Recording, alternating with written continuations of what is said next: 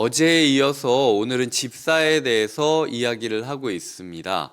집사에 대해서 집사가 누구인지 어떻게 세워졌는지에 대해서는 오늘 구절이 아니라 사도행전에서 초대교회의 맥락 가운데 집사라는 그 직분이 필요하기 때문에 자연스럽게 세워졌다라고 보시면 될 것 같고요.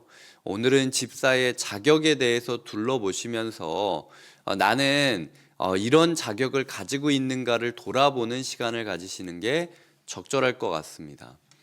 어쨌든 초대교회에는 두 가지 틀이 있었던 거예요. 두 가지 직분의 양식이 있었던 거죠. 장로, 감독이라고 하는 목양의 부분이 있었고요. 집사라고 이야기하는 구제와 아니면은 실무적인 부분, 실무의 부분이 있었다라는 거예요. 초대교회 안에서는 똑같이 자질적으로는 인간다운 인간, 기독교인다운 신앙인을 그 직분자로 세웠지만 실제적인 역할에 있어서는 목양 쪽으로 집중하는 사람과 실무 쪽으로 집중하는 사람을 따로 두고 있었다라는 사실을 기억하시면 돼요. 그렇게 막 선을 긋는다고 해서 목양자가 목양만 하고 실무자가 실무만 보는 건 또 아닙니다. 왜냐하면 초대교회 집사들 가운데 스데반이 실무만 했습니까? 스데반이 이 사도행전 보면은 정말 긴 설교를 하고 세상을 떠나요. 순교를 하게 되죠. 실무를 하라고 맡겼어도 전도하러 다니는 게 그 빌립의 모습이고 설교하고 다녔던 게 스데반의 모습입니다. 이 사람들은 자기가 목양자로서 교회를 리드해야 될, 교회를 품어야 될 그런 직분을 못 받았다고 해서 절대로 좌절하거나 아니면 서로 비교하거나 내가 너보다 못한 게 뭐야? 너 나랑 설교해 볼래? 내가 너보다 잘해. 이런 식으로 경쟁하지 않았다라는 사실을 기억하셔야 돼요. 최대한 사역에 집중된 부분들을 나타내기 위해서, 필요를 채워주기 위해서 가난한 자들, 힘없는 자들을 돕기 위한 집사라는 직분을 세웠다라는 걸 기억하시고요. 그렇다고 해서 이 사람들이나 교회가 그 사람들에게 실무적인 것만 요구하는 것은 아니었다라는 사실을 기억하시면서 오늘 집사의 기준에 대해서 살펴보시면 좋을 것 같습니다. 크게 집사의 기준에 대해서 10가지를 볼 수 있습니다.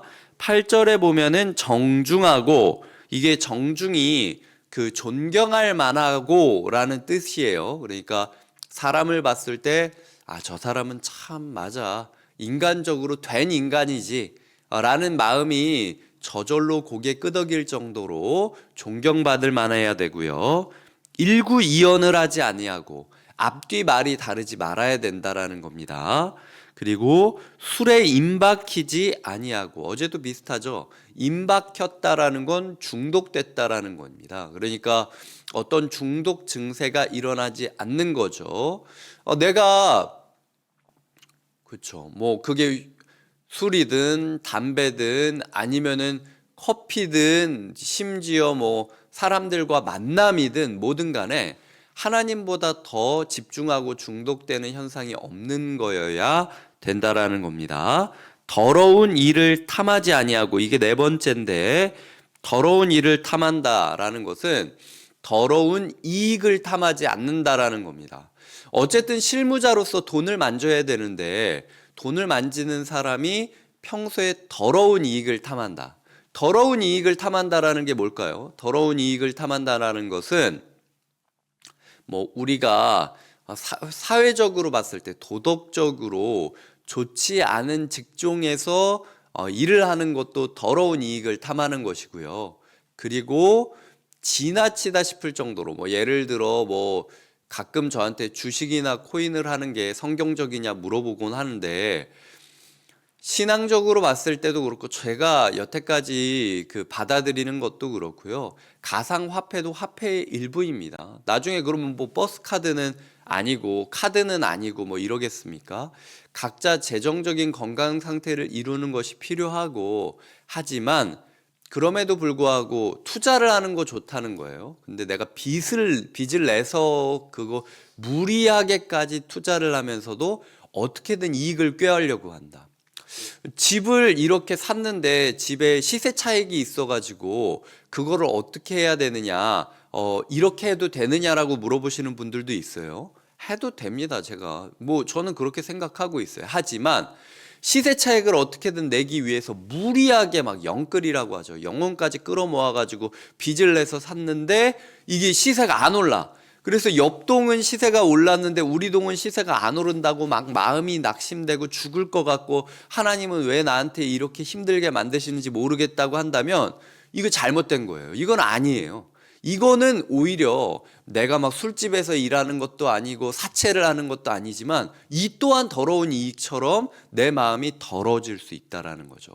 깨끗하다라는 것은요 19절에 나오지 않습니까? 더러운 이익이 8절, 깨끗한 양심이 9절입니다. 성령으로 말미암아 내 마음이 깨끗해져서 순수하게 돈을 돈으로 대하고, 순수하게 사람을 사람으로 대하고, 순수하게 사역을 사역으로 대할 수 있는 게 깨끗한 양심이에요. 이런 부분에 있어서 신앙적으로도 깨끗한 양심의 믿음의 비밀, 하나님과 나만이 알 수 있는 비밀스러운 그런 신앙의 경험들을 가지고 있는 사람이 집사로 세워질 수 있다라는 거죠. 여기까지 6가지를 정리해 보면 제가 의아했던 건 실무자를 뽑는데 일 잘하느냐를 얘기하는 게 없다는 거예요. 중요한 건 첫 번째는 도덕적인 자질, 일상에서의 모습을 그리고 있죠. 정중, 일구이연, 술에 임박히지 않고 더러운 이익을 탐하지 않는다. 그 다음에 신앙이 나와요. 신앙이 먼저 나오는 게 아니라 일상이 먼저 나오는 겁니다. 집사의 직분의 조건으로서. 네가 교회에서 뭐 얼마나 멋있게 얘기를 하고 얼마나 막 멋들어지게 사역을 하고 이거 두 번째 문제야. 네 일상이 어떤지가 오히려 집사의 중요한 부분이다 라고 이야기를 하고 있는 모습을 우리가 기억해야 된다라는 거죠. 교회에서 봉사팀으로 섬기고 교사로 섬기고 봉사팀장으로 섬기는 사람들 일 잘해서 세워지는 거 아니에요. 때로는요 일을 못하고 팀원들이 일을 더 잘할 수도 있어요. 하지만 그래도 괜찮아요.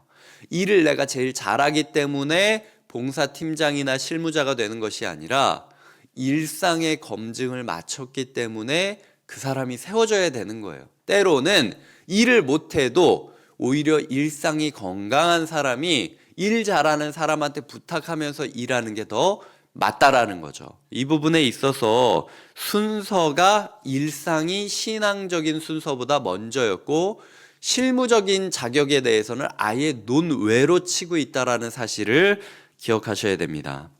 그 다음에 10절에 보면은 이 사람들을 먼저 시험하여야 된다. 검증 절차가 필요하다라고 이야기를 하죠. 그 후에 책망할 것이 없으면 집사의 직분을 받게 해야 된다라고 이야기를 하고 있습니다. 이게 7번째죠. 먼저 검증하고 책망할 것이 없어야 된다라는 부분이죠. 그게 그 봉사팀 안에서 그 실무 안에서 검증을 받는 것이든 교회의 다른 훈련이나 다락방 안에서 검증을 받는 것이든 검증 절차가 필요하다라는 것이 7번째 조건이고요. 그 다음에 12절에 보면은 한 아내의 남편이 되어야 된다라는 것. 이것 또한 어제 장로에 대한 감독에 대한 거랑 비슷하죠. 자녀를 잘 다스려야 된다라는 것이 9번째고 자기 집을 잘 다스려야 되는 것이 10번째의 조건입니다. 그러니까 11절, 12절 같은 경우는 12절 같은 경우는 가정적인 자격에 대해서 이야기를 하고 있다라는 것이죠. 도덕적인 자질, 일상에서의 자질과 신앙적인 자질, 그 다음에 개인적인 성품이나 검증 절차에 대해서 10절에 나오고 마지막으로 가정적인 자격에 대해서 12절에 나오고 있다라는 겁니다. 우리 교회는 연말이 되면은 집사 서명을 받게 되어 있습니다. 집사라고 해서 그냥 타이틀을 주고 집사님 부르는 것이 아니라 내가 진짜 집사다운 집사로 살겠다라고 결단한 사람만 집사님이라고 불러드리고 아닌 분들은 성도님이라고 부르겠다는 거예요. 성도님이라는 단어도 거룩한 성자라는 뜻을 가지고 있는 거죠. 성도님이라는 단어도 나쁘지 않습니다. 성도님이라는 단어 속에도 언젠가 성숙해지시고 마음이 편안해지셔서 집사라는 직분을 감당해 주시길 바라는 교회의 당부와 간절한 사랑이 담겨 있는 호칭이라는 거죠. 그 마음으로 내가 성도라는 이름으로 불릴지 집사라는 이름으로 불릴지를 고민해 보셔야 된다라는 겁니다. 우리 교회 가운데 많은 분들이 집사다운 집사가 되기를 꿈꾸면서 거룩한 서약을 하시는 그런 시간들이 연말에 있었으면 좋겠다라는 것이 제 마음이고요. 13절에 보면 집사의 직분을 잘한 자들은 어떻게 되는가 두 가지가 있죠. 아름다운 지위와 그리스도 예수 안에 있는 믿음의 큰 담력을 얻는다라고 이야기를 합니다. 아름다운 지위가 무엇입니까? 어떤 지위를 얻어야 아름다운 지위라고 할 수 있겠습니까? 우리가 아름다운 지위를 생각할 때 두 가지를 생각할 수 있어요. 하나는 예수님께서 비유를 들 때 선한 천지기 비유를 이렇게 들지 않습니까? 잘하였도다 착하고 충성된 종아, 내가 작은 일에 충성하였으니 내가 너에게 큰 일을 맡기리라 라고 이야기하는 것이 예수님께서 친히 이야기하셨던 자신의 직무를 맡은 사람이 잘했을 때 이야기하는 칭찬의 모습이라는 거죠. 잘하였도다 착하고 충성된 종아, 내가 작은 일에 충성하였으되 내게 큰 일을 맡기리라 라고 이야기하는 그 말씀이 우리에게 임하는 것이 아름다운 지위라는 것이죠. 두 번째는 예수 닮은 자가 되는 것이 아름다운 지위인 겁니다.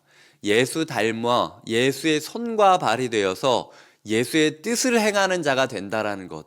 집사님은 보았을 때 예수님의 손인 것 같아요. 집사님은 보았을 때 예수님의 발인 것 같아요. 라고 이야기를 들으면 그보다 아름다운 지위가 어디 있겠습니까?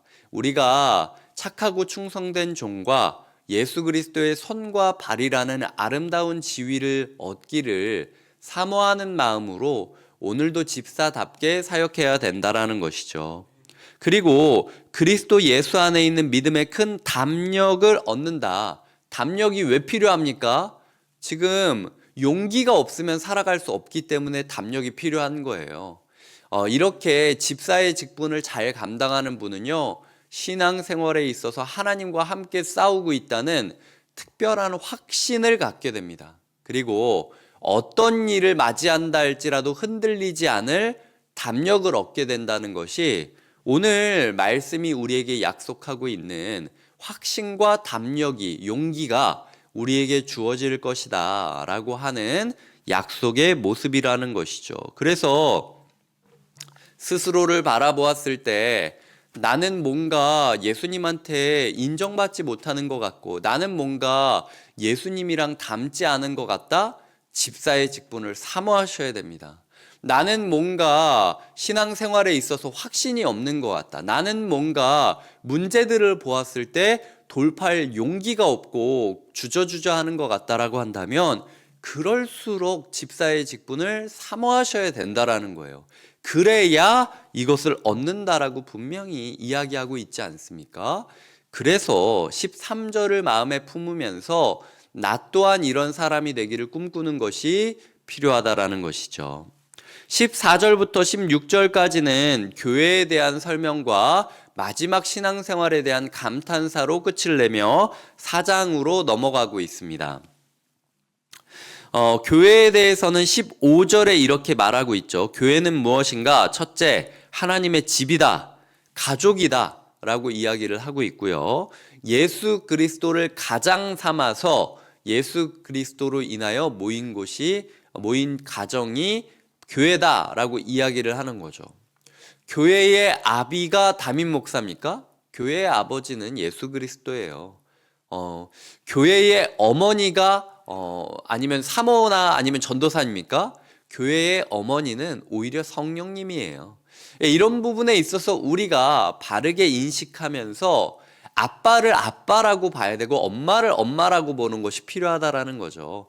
그런 부분에 있어서 엄밀히 따지자면 하나님이 아버지가 성부니까 아버지, 성령님이 항상 우리의 뒤편에서 우리를 다독이시며 어머니 역할을 하시고, 예수님이 우리의 큰형이 되어주셔서 우리가 나아갈 방향을 알려주시는 게 건강한 가정으로서의 교회가 갖고 있는 모습이라는 거죠. 그 안에서 우리가 어떤 역할을 맡을지, 어떤 사람으로 서 있을지를 결정해야 된다라는 겁니다. 첫째, 교회란 하나님의 집이다. 둘째, 교회란 살아계신 교회다. 생명력이 느껴져야 된다라는 거죠. 맨날 교회 오면은 죽어 있는 것 같고 을씨년스럽고 그냥 뭐 이렇다면은 교회는 생명력이 없는 겁니다. 교회는 본질적으로 생명력을 담고 있어야만 해요. 이 부분에 있어서 두 번째 교회의 모습이 특징이 드러나고 있고요. 세 번째로는 진리의 기둥과 터다. 진리가 세워져 있는 터다라고 이야기를 하고 있죠. 교회 가운데 그저 그냥 좋은 게 좋은 거라고 하면서 말씀은 보지도 않고 말씀은 적용하지도 않고 말씀대로 살아가고 있지도 않다면 이거는 교회가 교회답지 않은 거예요. 진리 위에 세워야 되는 겁니다. 당시 아데미 신전, 아르티메스 신전에 얼마나 많은 사람들이 모여 있었습니까? 바울이 지금 디모데한테 말하고 있는 거예요. 보이지 않는 교회를 세워야 된다. 진리를 세워감으로써 말씀을 말씀답게 가르치고 말씀을 말씀답게 배워가는 움직임을 통해서 진리가 바로 세워져야 된다라는 것이 오늘 말씀이 주고 있는 교훈이라는 것이죠. 그래서 우리가 교회란 무엇인가? 하나님의 가정이다. 살아있어야 되는 생명력이 있는 공간이다. 진리가 세워지는 자리이다 라는 마음으로 이 교회가 교회다워지길 위하여 집사의 직분을 사모하시는 하루가 되시기를 주님의 이름으로 기도드립니다. 기도하시겠습니다. 하나님 아버지 감사합니다. 우리 가운데 말씀대로 역사하여 주시고 우리 교회 가운데 선한 직분을 사모하는 이들이 늘어나게 하여 주시옵소서. 감사하고 예수님의 이름으로 기도드립니다. 아멘.